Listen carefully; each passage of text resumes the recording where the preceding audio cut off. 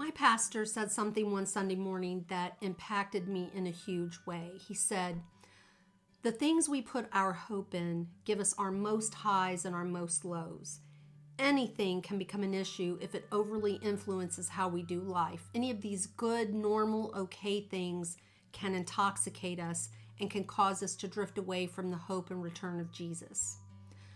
The reason that statement impacted me so strongly is because in the past I had allowed something, one of those normal and okay things, to affect my life, and in one instance affect my relationship with my son briefly.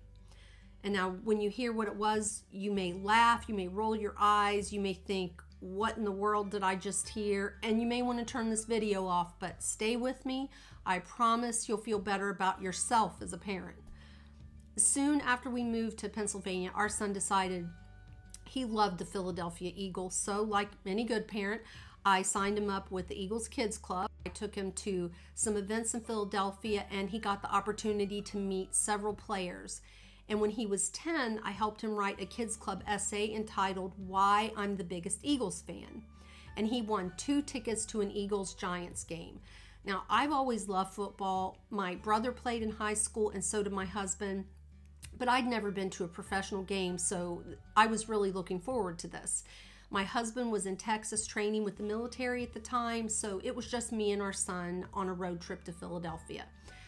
The energy from the fans, watching Brian Dawkins play, just the whole stadium experience on Military Appreciation Day, it was spectacular.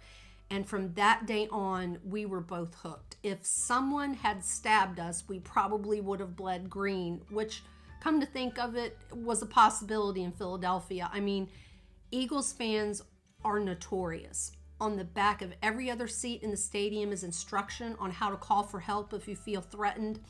Fans are wild and passionate. They get into fights with opposing teams and sometimes with each other, and one guy even punched a police officer and his horse during a confrontation. They've been known to throw snowballs at players, referees, and even Santa Claus during a halftime show in 1968. The Philadelphia Police Department has had to grease light poles to protect reckless fans from themselves, and fan behavior was so bad at one point that in 1998 they built a jail under Veterans Stadium. A jail, complete with a courtroom and an on-duty judge to deal with unruly fans during games. Now, here comes the parenting fail. And in the great scheme of failures, it could have been far worse. But in 2010, when our son was 15, I was driving him home from work one evening, and we started talking about the Eagles like we often did. And we got into a discussion about their second-string quarterback, Michael Vick. I was a Donovan McNabb fan, and my son, who was old enough to understand the finer points of the game, he saw the promise in the new quarterback, and we started to argue. By the time we got home, we were so angry with each other that he got out of the car, slammed the door, and went to his room. And we didn't speak for 3 days. 3 days. What kind of a mother doesn't speak to her child for 3 days? At one point, my husband asked, "Who is the adult here?" And sadly, that is not the last time he would ask me that question over the years. And as pathetic as this is going to sound, the reason our silent treatment lasted for only 3 days is because someone rang the doorbell. That broke the stalemate because he had to come get me. And at that point, we started talking again. I apologized, he apologized. We laughed at how ridiculous we both were, and life returned to normal. That was 12 years ago, and I remember it like it was yesterday. A lot can happen to a teenager in 3 days, and during that phase of his life, our son was shy, he was a little backward, and he never willingly talked about anything that was bothering him. I pretty much had to force it out of him. So looking back on it, in my opinion, I jeopardized his safety because of what? I'm not even really sure what to call it. Stupidity or pride. I don't know.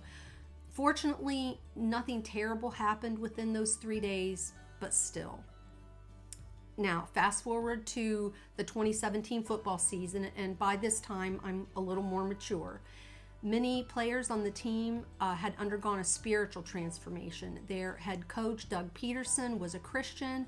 Quarterback Carson Wentz, Nick Foles, Nate Sudfeld, and several other players, all outspoken Christians.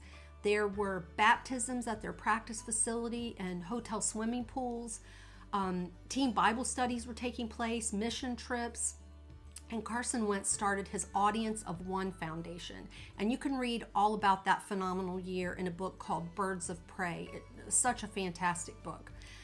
But the Eagles were leading their division that year. Then in December, Carson Wentz tore his ACL and backup quarterback Nick Foles had to step in. Now, Foles was a good quarterback, but when he hit the field in December, he was a great quarterback. And after all was said and done, the Eagles went to Super Bowl 52 and defeated Tom Brady and the New England Patriots 41-33. The awesome part was on the podium after the game, Nick Foles gave all the glory to God for the win, and Doug Peterson gave praise to his Lord and Savior Jesus Christ. And you can watch it all on YouTube. And it wasn't just lip service. These guys walked the walk. Now, a lot of people, including me, felt there was divine intervention that year, but was it really? Does God even care about football? No, I don't think God cares about football, but he does care about those who give him glory for everything that they do. Then in April of 2019, I underwent my own spiritual transformation, and over the next several months, the Holy Spirit helped me readjust my priorities.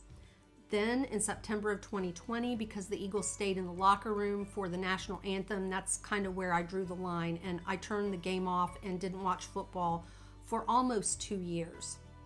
And during that time, I realized I had a problem. And in 20 years, I realized I had never been able to just watch and enjoy a football game.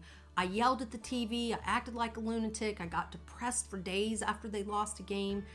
I had allowed a game I wasn't even playing, to overly influence how I do life. I had allowed it to intoxicate me and impair my judgment. And my husband can tell you many other times when I had allowed aspects of that game to control my mood and everything around me.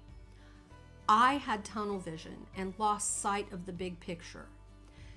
Now, you may not be able to relate to someone who lost sight of the big picture because of football, but maybe you can identify some other things in your own life to compare it to. In today's society, not many people see Jesus as the big picture. We're too busy with our own lives to focus on the one who sacrificed his. God doesn't want us to have tunnel vision. He wants us to see the big picture, and he is the big picture. He is the Alpha and the Omega, the beginning and the end. He is the creator of all things. And as followers of Christ, it's important that we look toward eternity, not just what matters to us at this brief moment in time. All of this worldly stuff is temporary, and none of it will make a difference in the end. Mark 8:36 tells us, "For what will it profit a man if he gains the whole world and loses his own soul?" Are we investing our time and energy into what really matters, into eternal things, or are we wasting it on stuff that in the end will mean nothing? The Apostle Paul wrote in Philippians 4:8, "Finally, brethren, whatever things are true, noble, just, pure, lovely, of good report, if there is any virtue and if there is anything praiseworthy, meditate on these things." So does football fall into any of those categories? What about other normal and okay things? Leisure activities, hobbies, academics, music, dance, politics, your job.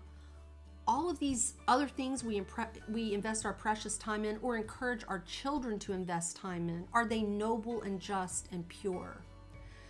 I guess the more important question is, does our involvement in these normal and okay things honor God, or does it take precedence over God? Now, I'm not saying we can't watch football or participate in any number of other things that are within that gray area.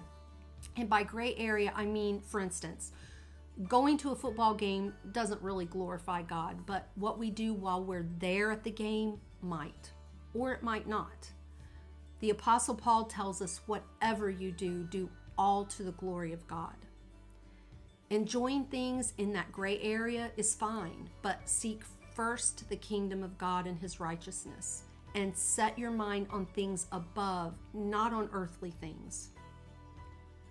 So if these normal and okay things are interfering with family relationships, with our witness for Christ, with worship, if our own hobbies and interests, if our opinions about certain things are more important than our loved ones and our children, then we need to re-examine our priorities.